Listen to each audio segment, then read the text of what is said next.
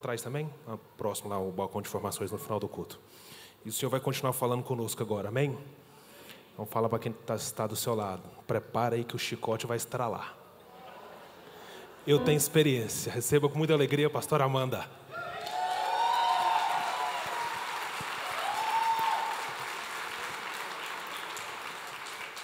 Tem experiência demais.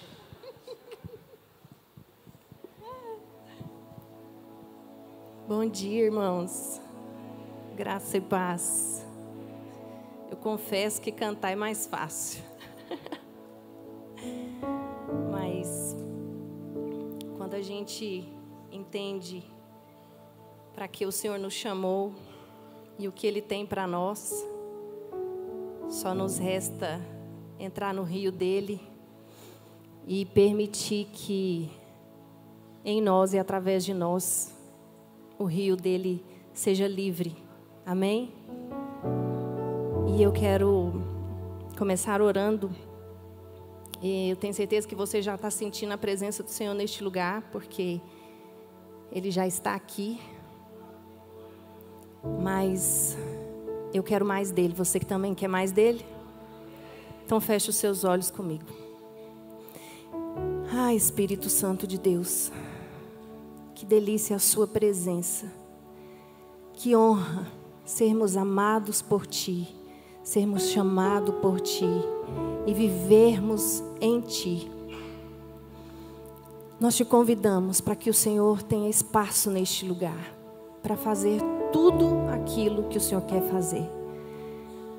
Nós te damos honra, nós te damos glória, nós te exaltamos, nós te bendizemos e nós te pedimos, fica aqui conosco e faça tudo o que está no seu coração para esta manhã, na vida e na família de cada um, em nome de Jesus.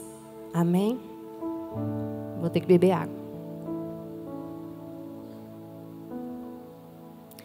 Sabe, queridos, nós temos ouvido da parte do Senhor que grandes coisas Ele quer fazer em nós e através de nós. Você que faz parte dessa casa, eu tenho certeza que você tem ouvido isso. Este é um tempo, um novo tempo do Senhor para nós. Ele quer sim fazer grandes coisas, amém? E eu creio que nada pode impedir o agir do Senhor. Mas bem da verdade, muitas das coisas podem limitar o agir do Senhor em nós e através de nós. E o Senhor tem falado muito comigo a respeito de que é necessário que Ele nos cure para que nós possamos ser livres para fazer aquilo que Ele nos chamou para fazer. Se você consegue imaginar, saber, você sabe disso na verdade, que uma dor de cabeça nos tira da nossa condição natural, né? Da nossa condição humana mesmo. Se você tiver com uma gripe, uma enfermidade, uma doença mais grave, você não flui, você não consegue ser aquilo que você é quando você está saudável, né? Então, enfermidades emocionais também nos aprisionam. Enfermidades emocionais também nos limitam. E, bem da verdade, nós somos hoje o resultado de muitas das nossas alegrias, mas também de muitas das nossas dores, das dores que nós vivemos na nossa infância. Os estudos milenares comprovam isso, né? A psicologia, a ciência prova isso. E nós sabemos que quando você não abre espaço, quando você não permite que o Senhor trabalhe no seu coração, muitas coisas podem impedir você de viver na plenitude do que Ele tem para você. Pecados, iniquidades, um caráter deturpado, a maldade, a língua fraudulenta, a fofoca, a pornografia, traições, adultérios, enfim, muitas coisas podem limitar, podem fazer com que você fique preso e não flua. E uma coisa que nós vamos falar aqui hoje é sobre como essas enfermidades elas podem te paralisar, tanto físicas quanto emocional. Às vezes você pode pensar, nossa, eu estou na igreja há tanto tempo e as coisas não fluem na minha vida. Tem gente que chegou aqui há pouco tempo e já começa a fluir, já começa a receber do Senhor tantas coisas.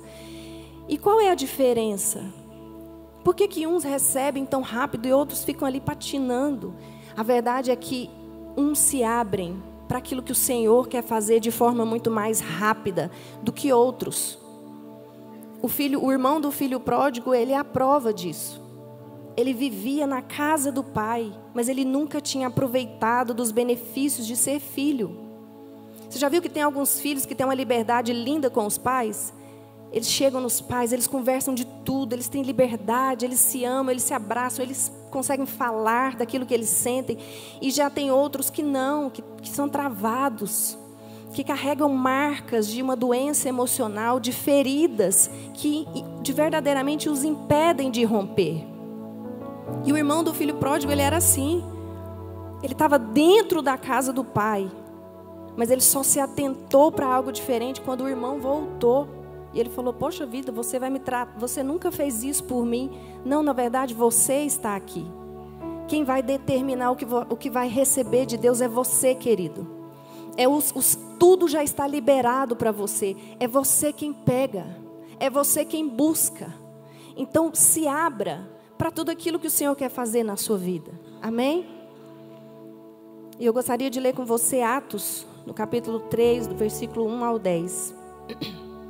Pode colocar aí para nós. Atos, capítulo 3, versículo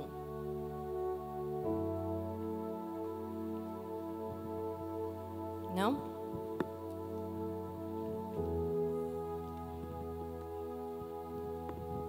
Certo dia, Pedro e João estavam subindo ao templo na hora da oração, às 3 horas da tarde. Um aleijado de nascença estava sendo levado para a porta do templo, chamada Formosa. Ali era colocado todos os dias para pedir esmolas aos que entravam no templo. Ao ver que Pedro e João iam entrar no pátio do templo, pediu-lhes esmola. Pedro e João olharam bem para ele, e então Pedro disse: olhe para nós. O homem olhou com atenção para eles, esperando receber alguma coisa. Pedro disse: não tenho prata nem ouro, mas o que tenho dou a você. Em nome de Jesus Cristo Nazareno, ande.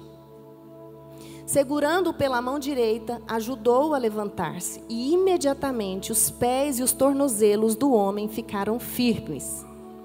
De um salto, pôs-se em pé e começou a andar. Depois entrou com eles no pátio do templo, andando, saltando e louvando a Deus. Preste atenção nisso. Volta lá um pouquinho. Andando, saltando e louvando a Deus. Quando todo o povo o viu andar e louvar a Deus, reconheceu que ele era o mesmo homem que costumava mendigar sentado à porta do templo, chamada Formosa. Todos ficaram perplexos e muito admirados com o que lhe tinha acontecido. Pedro e João estavam apenas cumprindo aquilo que Jesus pediu para eles, né? Agora vocês vão. E em meu nome vocês vão orar, vocês vão orar por cura, por libertação, e as pessoas serão curadas, e as pessoas serão libertas. E debaixo do comando do Senhor, eles estavam ali diante daquele homem que a necessidade dele era tão grande que ele precisava que todos os dias alguém colocasse ele lá. Você pensa bem, todo dia alguém tem que te pegar e te colocar num lugar para você pedir esmola. Você não tem condição nem mesmo de se movimentar até o lugar da sua humilhação, da sua dor.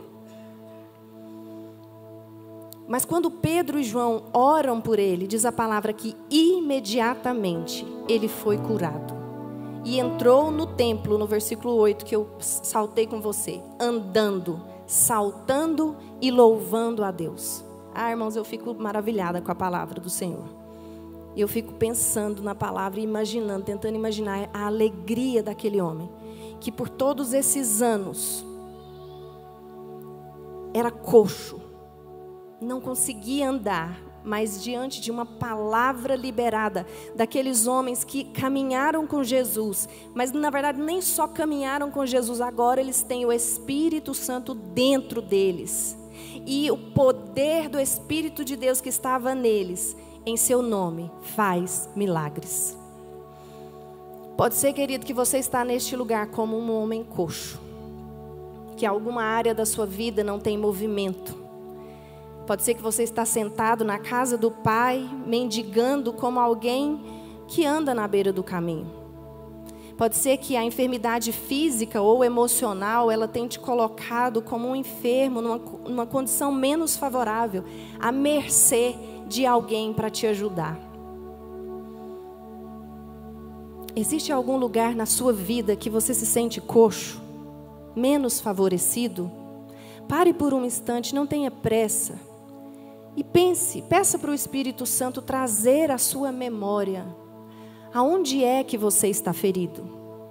Quem foi que fez essa ferida em você? É necessário a gente saber nomear, para que a gente possa nos achegar diante do Senhor, dando nomes para aquilo que a gente sente, para aquilo que a gente tem vivido. O que essa ferida tem ocasionado em você?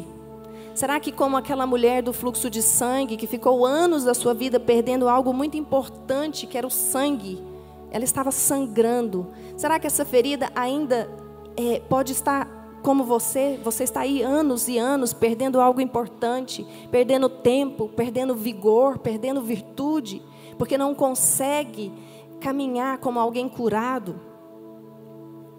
Talvez isso tenha feito com que você não seja feliz no seu casamento.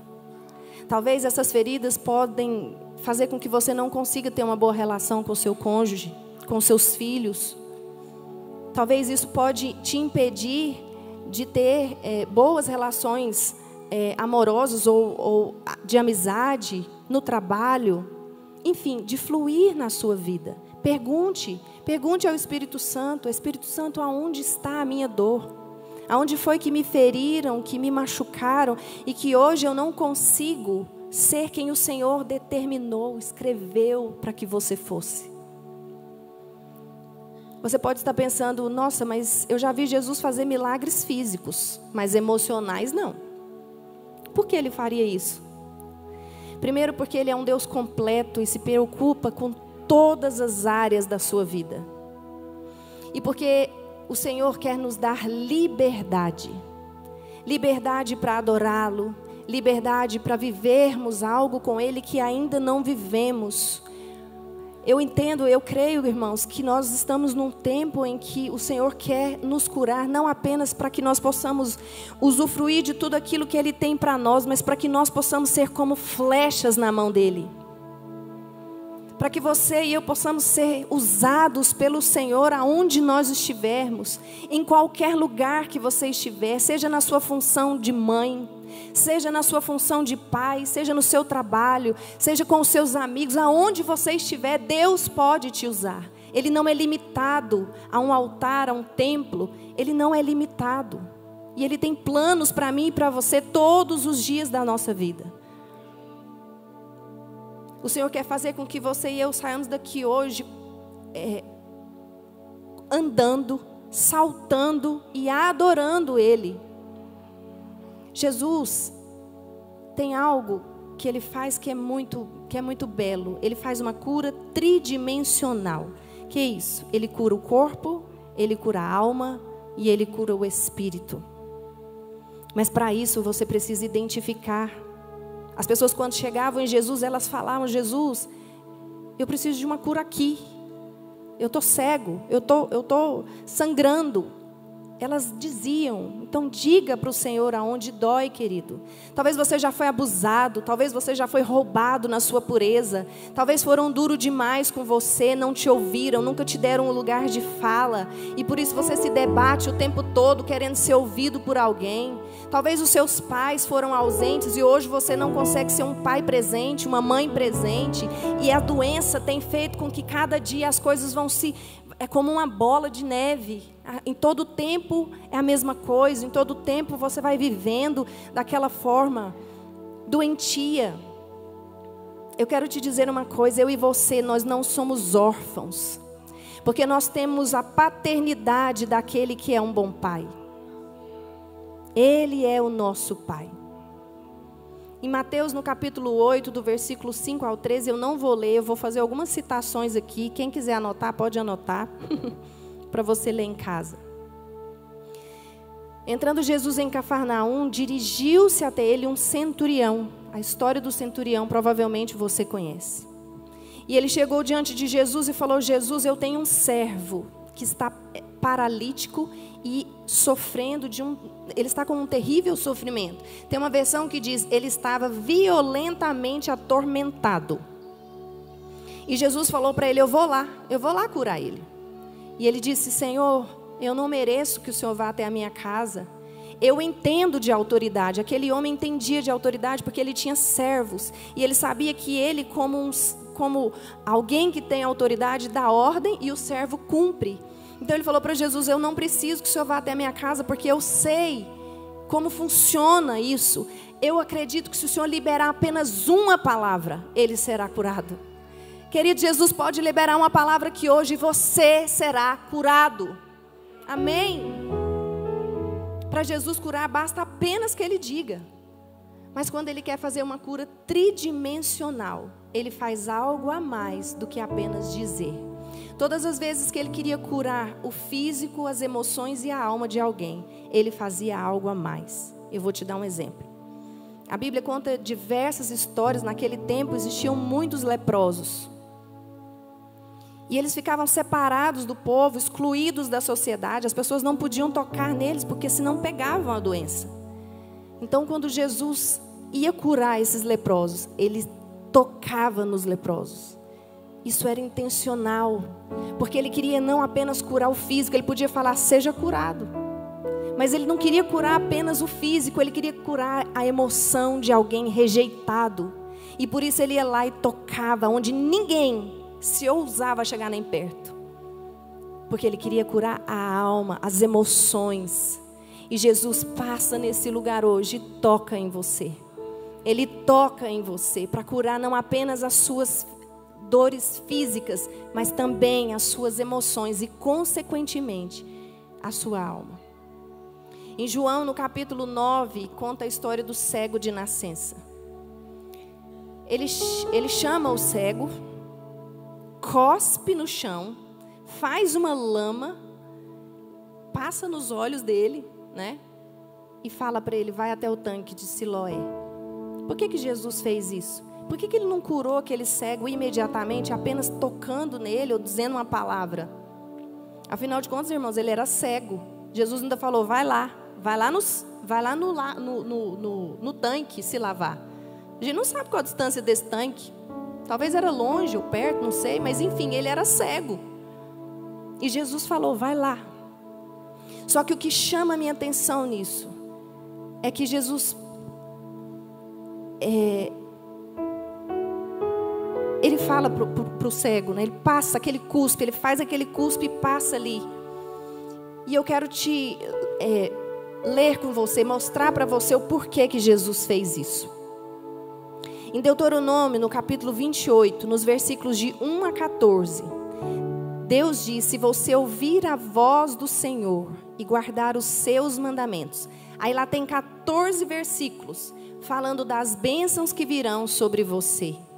Você será abençoado quando entrar, quando sair. Os seus filhos serão abençoados, os seus netos serão abençoados. Você será abençoado no campo, você será abençoado na cidade. Ele vai abençoar a sua entrada, a sua saída. Depois você lê Deuteronômio 28, de 1 a 14. Somente as bênçãos do Senhor para aqueles que cumpriam, guardavam os mandamentos. Mas do 15 ao 68 fala das maldições do Antigo Testamento.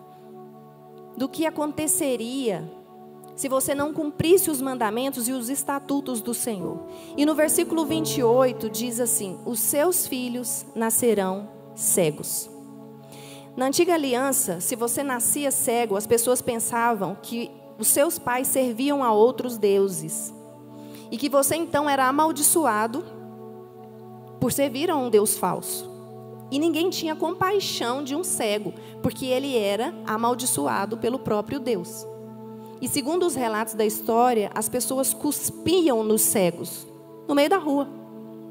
Como quem estivesse concordando com Deus. Se Deus te amaldiçoou, então eu também vou, além de amaldiçoado, você será humilhado. E as pessoas cuspiam nos cegos.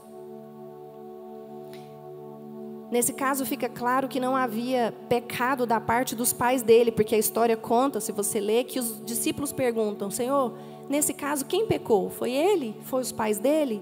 E Jesus falou, não.